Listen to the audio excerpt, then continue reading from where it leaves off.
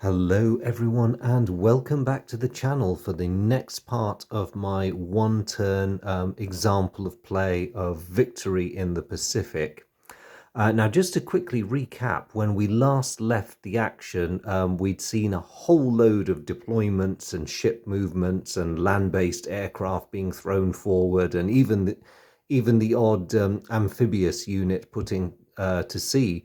So the stage is set for a whole series of battles that's going to basically run across the whole South Pacific, southern East Asian waters, and of course we've got these huge battles developing in the Central Pacific theatre. So what I'm going to do is just dive straight in and we'll fight a whole series of engagements and see how everything goes. Other people can just be grateful that they're occupying quiet centres where not a lot is, sectors even, where not a lot is happening. So following the pattern I've set in the previous videos, I'm just going to start in the west and move eastwards. So let's begin the action here in the Indian Ocean, where we have got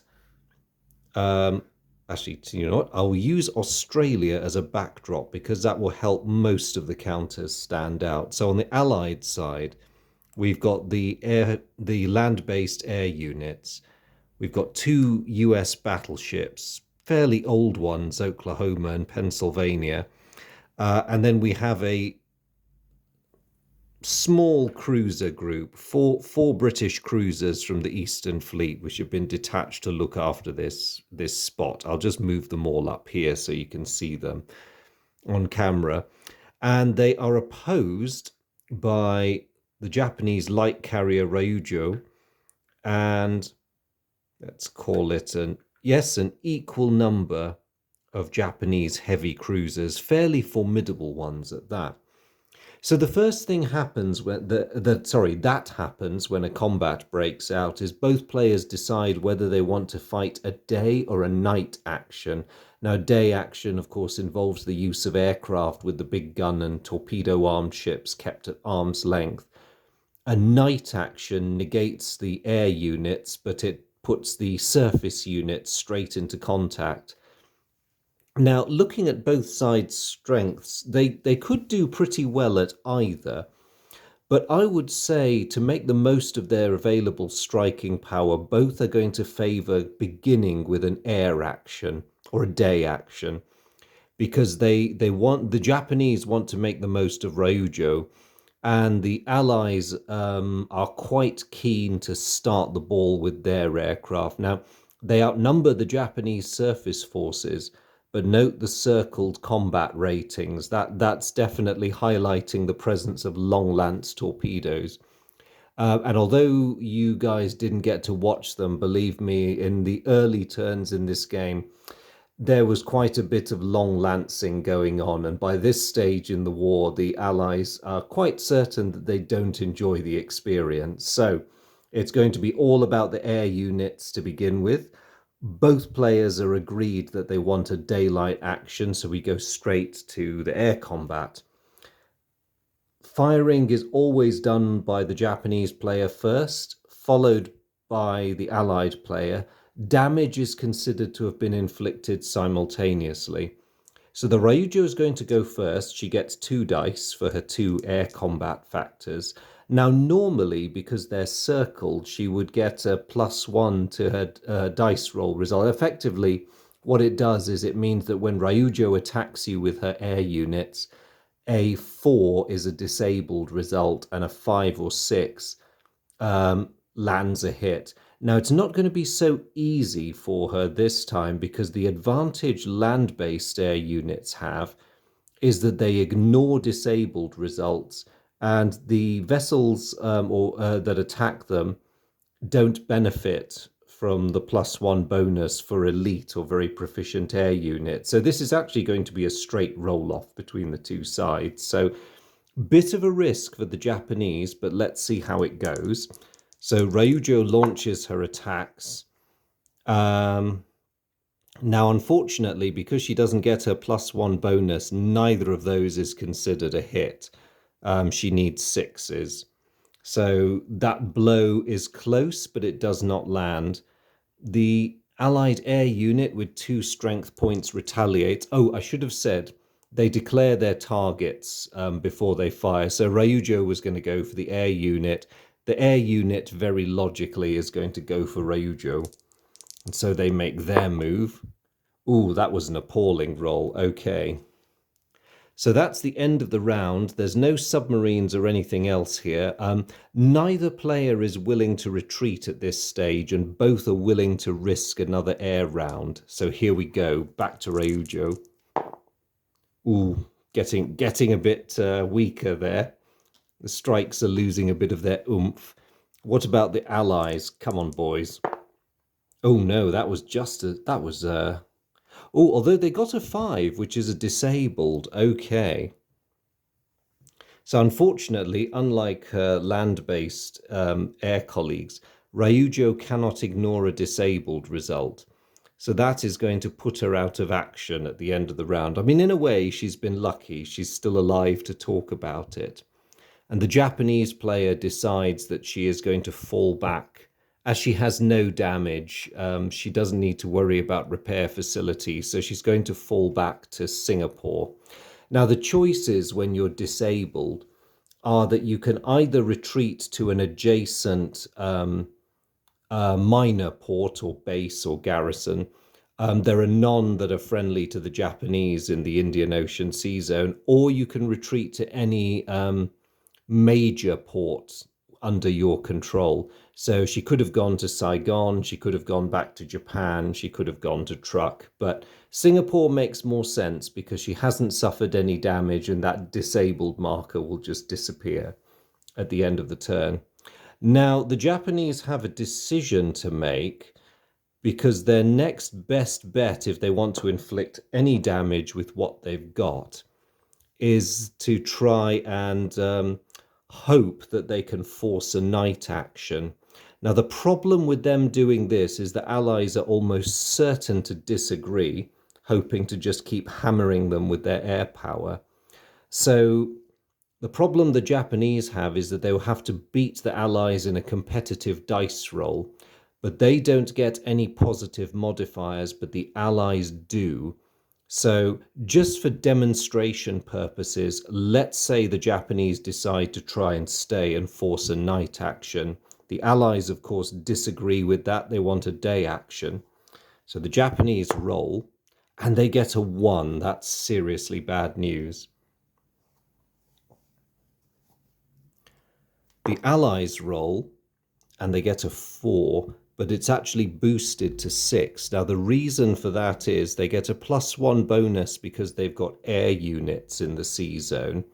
And the other +1 is because they already control the sea zone. So the assumption is it's better patrolled for them than it is for the Japanese. So the Japanese lose that 1, which means that those poor cruisers have to sit there and absorb an airstrike. Now, as the targets are all identical and you can't split fire, the Allied air unit is just going to go for the Takao over there and see if they can land a hit. And they do. That is a good, solid hit. So to see how much damage is inflicted, the Allied aircraft roll again. Luckily for the Japanese, they only get a 1. The Takao's armor rating is 2, so she survives the blow, but she is damaged. Now, the effects of damage on a surface ship are if you take any damage, you lose your combat bonus, and your speed is reduced. So, the Japanese, seeing this, have pretty much had enough, and they're going to order a retreat. Now, the retreating is fairly straightforward. Retreating ships return to port subject to the same rules I just outlined for Ryujo. So either a local base, of which there is none, or a major friendly port. Now, they're going to split into 2 groups as they retreat. The ones that are undamaged are going to make the most of the fact that they have a speed of 7. Poor old Takao here is going to be a bit slower because her speed has been reduced to 6.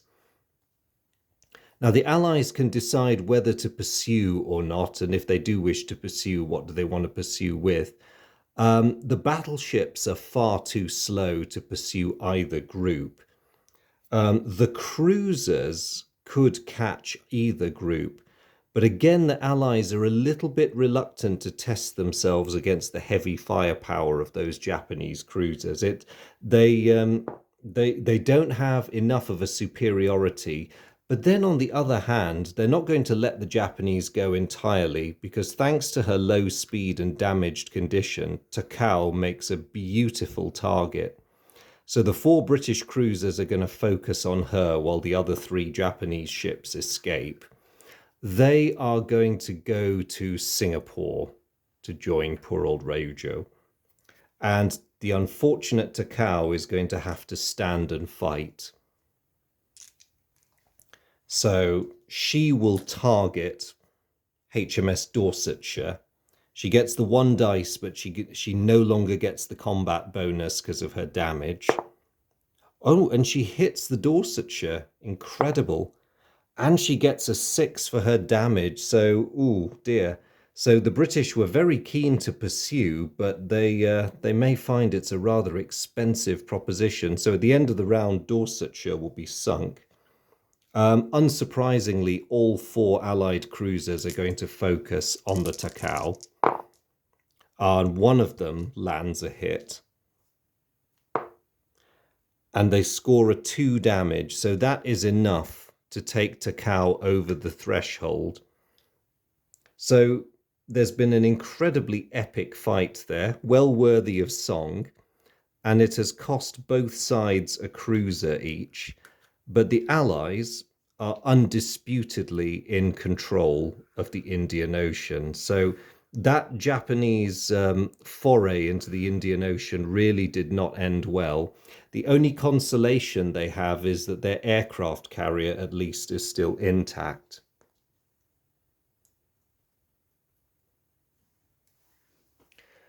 So, moving eastwards, we've got this absolutely immense battle developing in the South Pacific.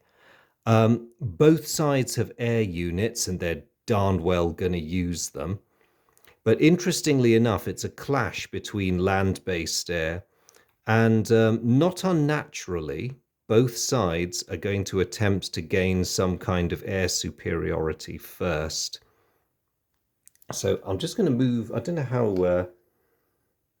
Oh, that's clear enough. Sorry, I've just taken my glasses off, so I could, for a horrible moment, I couldn't tell how clear that was. So we have a standoff between 3 Allied air units and 3 Japanese air units.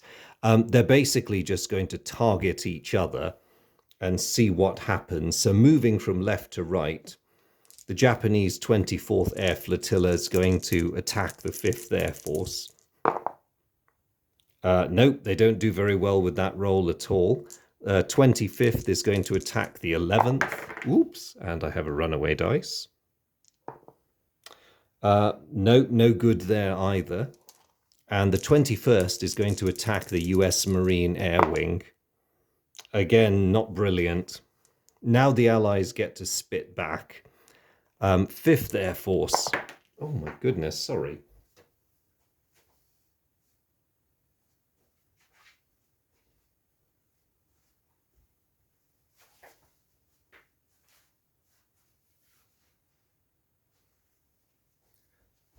No, I'm sorry, guys. I have no idea where that dice went. I need to stop rolling so violently.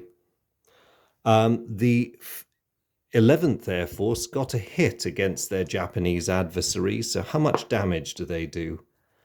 They do 4. That's pretty bad because it reduces the Japanese 25th Air Flotilla's combat strength down to 1.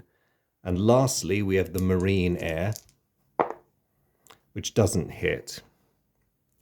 So, first blood to the Allies, but the Japanese do have a slight advantage in strength, and both sides are willing to put it down to another round of aerial combat. Before they do, however, the Japanese have a choice to make. The Kure Marine unit is at sea and poised to invade Guadalcanal. But the difficult question the Japanese face is using the basic rules of this game rather than the advanced combat rules. If the Kure Marines land, they will automatically take Guadalcanal. But on the US half of the turn, there is nothing to stop the Marines landing and simply retaking it. So the Kure boys will simply have been burnt. Now, the question for the Japanese is that worth it? Because, of course, by forcing the United States to commit the Marines, they will disappear for another 2 turns.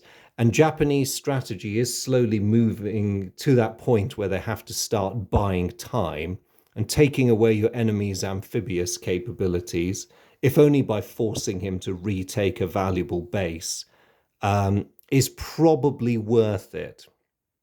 So at the end of each combat round, any amphibious unit in the area, starting with Japanese, then Allied, can be committed. The Japanese decide they're going to go for it, so the Kure boys go in, land on Guadalcanal and secure the objective. They can enjoy their brief moment of triumph.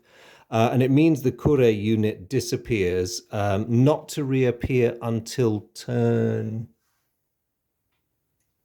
6. Lost air units and ground units, or similarly committed ones, vanish and then reappear 2 turns later. So the Japanese have landed and both sides are girding themselves for another round of combat. So beginning with the Japanese 24th Flotilla. They have landed a hit with that 6. So how much damage have they done? Ouch. They have just obliterated, I'll use a sunk marker somewhat inappropriately, they have just obliterated the 5th Air Force. The 25th is reduced to 1 combat factor now, and it achieves nothing. And lastly, the 21st against the Marine Air. Ouch, they've landed a hit too. And a 5, so that's enough to wipe out the Marine Air unit opposite them. But the Allies do get to hit back. So the 5th Air Force, before it goes under, are not quite good enough, unfortunately. What about the 11th? No, they didn't do so well this turn. And finally, the Marines. Ooh, the Marines went out with a bang. So they've done a total of 10 damage. So that was a brutal contest for the Japanese, because although they defeated the Marine aircraft, the 24th Air Flotilla simply ceases to exist. Sorry, 21st. And I'll just remove the casualties.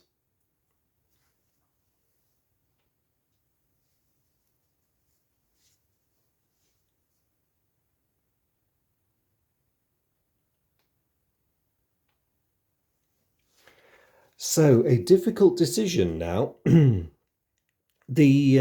Both sides still have very strong surface units, but the Allies feel it's worth fighting to the finish in the air before they start taking risks at sea.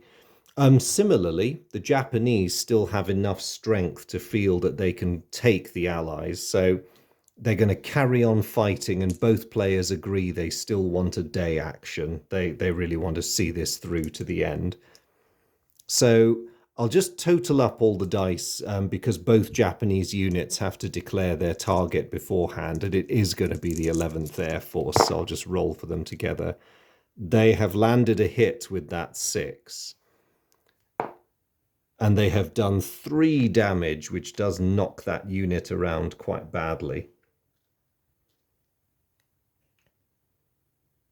Although not badly enough to reduce its combat strength just yet, and in any case it gets to shoot back at full strength. It's going to target the already weakened 25th Air Flotilla, and does not do it, unfortunately.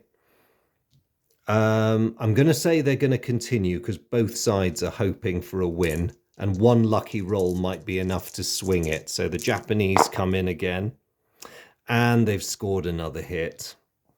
It's not looking good for the 11th Air Flotilla, and they are gone. But they do get to shoot back, and they're going to target the 25th again. No dice. The Japanese have gained air superiority in the South Pacific.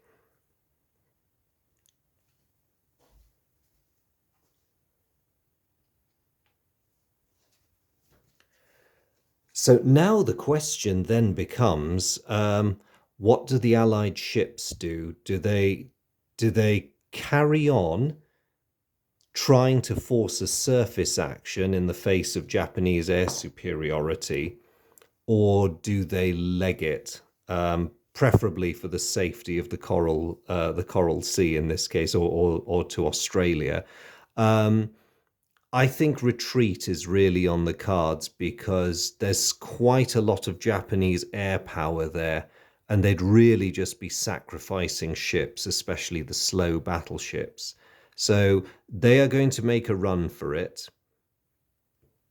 There's the fast cruisers forming one group and the raiding battleships forming another. The Japanese decide they do want to pursue fairly mercilessly. So the cruisers are going to chase down their opposite numbers, while the fast battleships of the Congo class are going to go after the US battleships. So I think let's resolve the cruisers first. There's going to be a long line of this type of ship, and it's going to be a bit messy, I feel. Don't know how well it's going to end for the Allies as they try to make a run for it. Sorry, just going to move that. I don't think it's going to go all the Japanese way, though. The sheer number of dice being rolled is probably going to give the Allies some luck. So we've got a nice lineup there. The Japanese do have a significant combat advantage with their bonus as they pursue these fleeing cruisers. Let's see how it goes. Just for brevity's sake, I'm going to assume that every ship targets the corresponding enemy vessel in line, and they're just going to go from there. So Myoko is going to engage Chicago, and Chicago is going to fire back. So I'm just going to make their dice roll together. Oh my goodness. Mutual destruction assured, eh? So damage rolls for both. The Japanese red dice inflict one hit on the Chicago, very badly knocking her about, but not actually sinking her. The Chicago gives way better than she got, and sends the Myoko very convincingly to the bottom. Second in line, Chokai and Astoria go at each other. Ooh, there we go. So Astoria has disabled Chokai, but in return, Chokai has severely damaged Astoria. It's not really going the Japanese way, is it? So with that disabled result, Chokai basically has to break off and head home somewhere. She is going to limp back to Truk because it makes the most sense in terms of the mission she's been given. Right, let's carry on then. Vincennes and Haguro next. Even with the +1 bonus, it's a mutual disabling. Okay. So Haguro and Vincennes knock each other out effectively. Thankfully without too much damage, but that's a minor relief, really. So, okay, what should have been an outright massacre of fleeing Allied ships is turning into something rather different.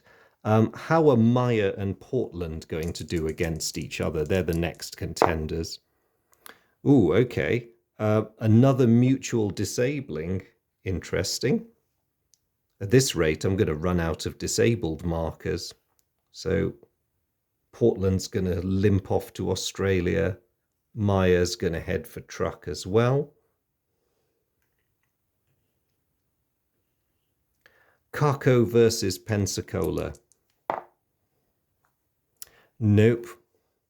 And Kinugasa versus Quincy. Ooh, another mutual disabling. Okay. Oh, this is wonderful. I do like the bloodless stalemates. It means you get your ships back at the end of the day.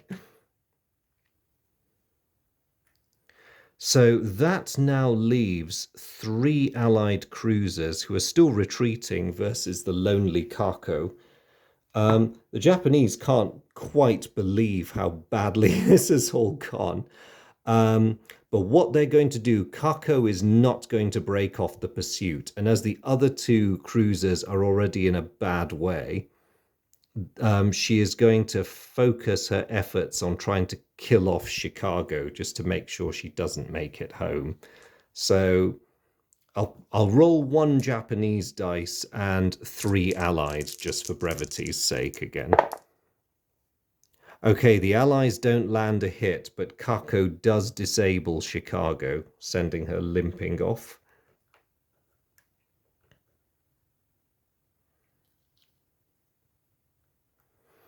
And the question now is, does she feel lucky at the end of that round? Kako's captain is quite satisfied with that victory, and thinking that he probably best not push his luck any further, he decides he's going to break off the pursuit. So the remaining Allied cruisers manage to dash for Australia, arriving in a somewhat bedraggled state, but at least they're largely intact down there. What about the battleships? Now, the US battleships were also making a run for it, and they're being pursued by the fast Congo class. Now, as the Japanese have a one-ship advantage, they excuse me, they are going to pile 2 ships onto the New Mexico, and there's going to be a lot more dice rolled here because their combined firepower is 8 dice. So Hiei in New Mexico and Kirishima all pile in. I'll do the Japanese roll first. Oh, that wasn't great, actually. Those 2 Japanese capital ships did nothing to their American opposite number. That's a little bit embarrassing. What about Congo? Are you going to do anything to Mississippi? Oh, and unfortunately she does. One of those is a hit. So rolling for damage, she gets a 4. That's pretty respectable. So a level 4 damage marker goes on to Mississippi. However, the big tough battleship has a protection rating of 5, so she felt that, but it's not put her under. And lastly, Haruna on Colorado. No damaging hits, but 2 disables. So Colorado is basically, she's going to get a chance to fire back, but she's otherwise out of the fight now. And predictably, I have run out of disabled markers, so I'm just going to turn her upside down to show that she's disabled. So finally, a bit of US counterfire. New Mexico is going to target Hiei. Ooh, that was painful. A hit and 2 disables. Good shooting. And actually, the Hiei doesn't need to worry about those disabling hits because she has been sunk outright. Now, if you're wondering why the New Mexico decided to target her instead of Kirishima, it's because Kirishima's on a raiding mission, whereas Hiei is on patrol. So it's a little bit tactical and gamey, but it's a way of weakening the Japanese presence. I mean, if they can actually sink the Congo as well, it won't deprive the Japanese of control because of the air units there, but it's a good habit to get into. You tend to want to sink the patrollers as a priority because the raiding ships will have to go home without securing an area. Now, Mississippi, had she got 5 damage points, her gunnery rating would have been reduced to 1, but as she's only taken 4, she can fire at full strength. Oh yes, and of course she only received that damage this turn, so she can fire at full strength anyway, so she's going to hit Congo. And disables her. Nice. Oops. And lastly, is that trying to read it upside down? Colorado is going to shoot at Haruna, and she's got 5 dice. That's a big, beefy battleship.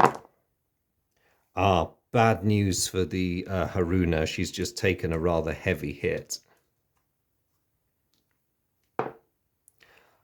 And it's 6 damage, so Haruna joins her sister on the bottom of the South Pacific.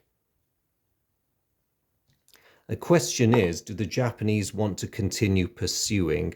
And the answer, incredibly, is, I mean, that's a disabled one, so she can go back. Oh, yes, Colorado's disabled. I might actually send them to Samoa, just off the map there. I'm afraid my camera can't quite catch the whole of the South Pacific and the US mandates, but the disabled Colorado has gone that way.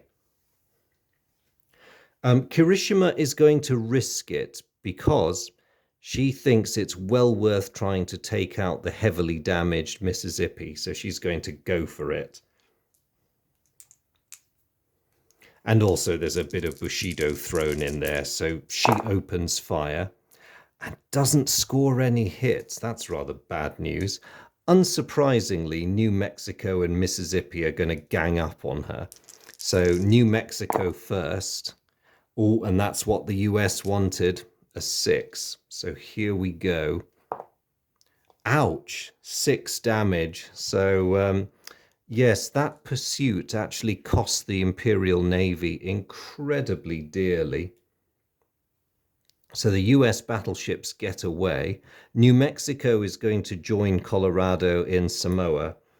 And Mississippi is going to flee to Pearl because she desperately needs some damage taken off. And Pearl has the best facilities on the Allied side for vessel repairs. So there we go. The battle is over. The only surviving Japanese surface vessel in the area is Kako with a raiding mission. So actually, if it weren't for the presence of those air units, the Japanese hold on the South Pacific would have become very loose indeed. What have we got happening over here in the Marshalls? Again, we have air units stacked up, and both sides are very keen to gain some sort of advantage out of this. So by mutual consent, the two sides are going to indulge in an air battle. Japanese and US are going to target their opposite numbers. So just to save time, I know it's not the way the game sequence works, but I'm going to roll them together. No result for either side. Second groups. Oh dear.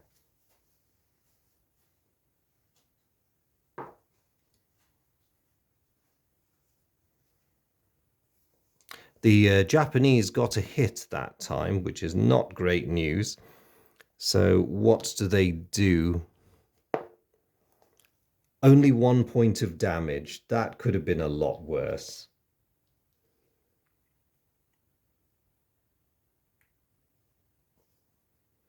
So that's 1 round of combat. There's no amphibious units or submarines in the area. Both players are up for continuing the air battle, so here we go. First group. Nope. Second group. No, still no result. So they're going to try again. One side or another, hopefully, is going to gain the advantage. First group, no advantage either side. Second group, no. Okay. Nope. I think they want to keep at it. Hopefully, this won't be many dice rolls later, but we really want to knock each other out. Mutual destruction result, 1 blue and 1 red dice. Let's see how much damage they do to each other. That was the first group again. Oh, the Japanese did 4 damage and the Allies did 2. Sorry, I just nudged that. So that was a bit painful, and the 10th Air Force has just been weakened, but then so has the 22nd Air Flotilla. Over here, where the 23rd is engaging the other Allied group, what's going to happen? What indeed? Nope, no hits. Now, the Allies are in a bit of a pickle because one of their air groups has been quite badly torn up and its combat strength has been reduced to 1. But they are feeling quite bulshy still, and they do have a tenuously held base that they need to defend. So they're going to plug on, and the Japanese are more than willing to keep fighting. So here we go. First group again. Nope. No significant hits. Second group. Ooh, crikey. That was a bit decisive. 1 Allied and 2 Japanese 6s. Okay, let's see what happens. Oof. Okay, so the Japanese air flotilla takes 4 damage, which is quite brutal. And the Royal Australian Air Force people opposite them simply evaporate because that was an absolute torrent of weapons and 7.7 and 20 millimeter cannon fire. So all of a sudden, it's not looking good anymore. And the question for the Allies is, should they risk a bit of a catastrophe or should they pull back while things are still looking good? They are going to opt for a retreat.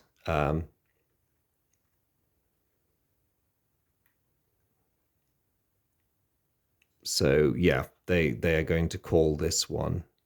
Now, luckily, the Japanese have no aircraft carriers in the vicinity. Otherwise, they'd be able to air raid the island base. But thankfully, they can't do that. Air raid is basically a pursuit round against a base that happens to be in the area that's retreated from. But as I say, the Japanese don't have the opportunity to do it. The retreating US battleships are going to split into groups. Those with speed 5 are understandably going to stick together. And poor old Idaho, which is raiding on her own, but is a bit of a plodder, is going to go the other way. The Japanese have an interesting challenge ahead of them. They don't have anywhere near as many battleships, and they probably don't want to risk their cruisers. But they do want to kill something. So what they're going to do is they're going to detail their battleships. Mutsu actually can only chase the Idaho. It's the only one she's fast enough to hunt down. And the Japanese will pile their cruisers onto the other 2 US battleships. Hopefully the cruisers and Yamato will be enough to finish the job and wipe out the newest US ships at one go. Of course, mind you, we saw what happened when they tried to do that sort of thing in the South Pacific. So here we go. I'll do the Mutsu Idaho chase first. So Mutsu is going to open fire. Oops. Oh, she got a hit and a disable. Okay, poor old Idaho's not having a good day. 4 damage points and Idaho is disabled. But she does get to shoot back at her tormentor before it all goes wrong. What's your gunnery rating? 4. Come on, Idaho. Oh, she does disable Mutsu and force her back. So Mutsu is disabled and is just going to fall back to truck. Idaho is going to limp back to Pearl. And what about this massive battle here? So starting with the Japanese, Yamato is going to target Indiana. Whoops. Sorry. So Yamato on Indiana, and oh, she needs 6 dice. Ow. Ow. Disabled if she survives that massive amount of incoming 18-inch fire, and unfortunately she doesn't. So Yamato very convincingly sinks the Indiana. What about those 3 cruisers on South Dakota? They're going to come in and do some long lancing, or so they hope. Oh, that's a disability. I'll just turn her upside down. And lastly, 2 more cruisers on the Washington. And it's another disabled result. Oh, no, wait, I lie. Those were hits because they get their combat bonus. Okay, let's do some rolling. So that would have been 2 damage on the South Dakota and 2 damage on the Washington. That's actually not such good news for the Japanese because it means both ships are still in the fight. And of course, Indiana gets to hit back at Yamato before she sinks. So let's see how that goes. So Indiana shoots back. Ooh, blimey, disability and a hit. 1 damage, but Yamato is disabled. I'm going to say, because they do want their premier battleship fixed, that 1 damage is enough to send the Yamato back to all the way back to Yokosuka. And how does South Dakota do against these cruisers? She's going to target the Suzuya just because she's out in front. Ooh, multiple disables. Oh, wait, no, they're more than disables. Don't forget, Andrew, combat bonus. So 3 damaging hits and a disable. Oh, even if the US rolled all 1s, there's no way Suzuya's surviving that. And lastly, the Washington is going to have a crack at Furutaka.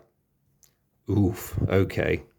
That's, yep, 1 disabling hit, but 4 damage, so the Furutaka is sunk.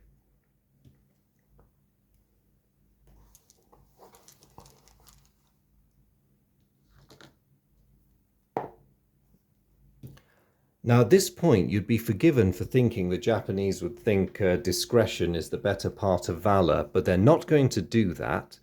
However, before I do any rolling, I'm just going to reallocate. Oh yeah, of course, the poor Indiana is sunk anyway. So the Japanese are going to continue the pursuit because they feel it's worth it.